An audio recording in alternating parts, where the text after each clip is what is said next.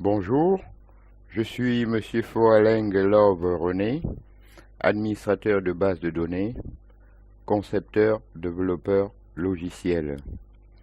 Très souvent, j'interviens en entreprise en qualité de consultant et surtout dans la réorganisation des environnements Oracle. Aujourd'hui, je dois vous expliquer ce que c'est le rôle d'un administrateur de base de données. En effet, les rôles de l'administrateur sont les suivants.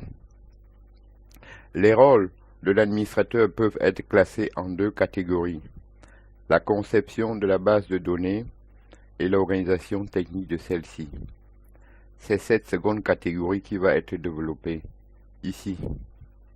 Un des premiers rôles de l'administrateur est d'installer le système de gestion de base de données relationnelles, appelé aussi SGBDR, et les différents produits qui lui sont associés. Le deuxième rôle de l'administrateur est la création de la base de données. En suivant le modèle conceptuel, l'administrateur a la tâche de construire la base de données. Celle-ci construite, il devra la faire évoluer suivant les besoins des applications et l'évolution du schéma conceptuel.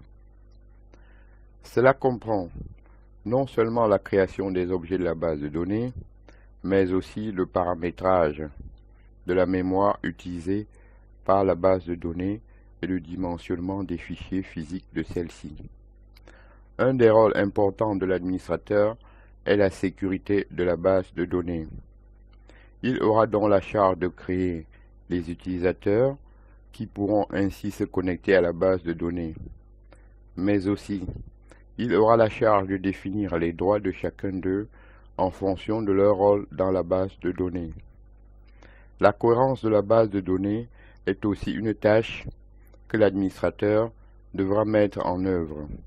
Cela suppose d'assurer l'intégrité des données et de mettre en place des procédures pour faire face aux différentes défaillances qui peuvent arriver.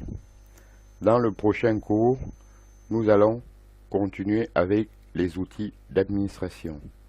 Je vous remercie.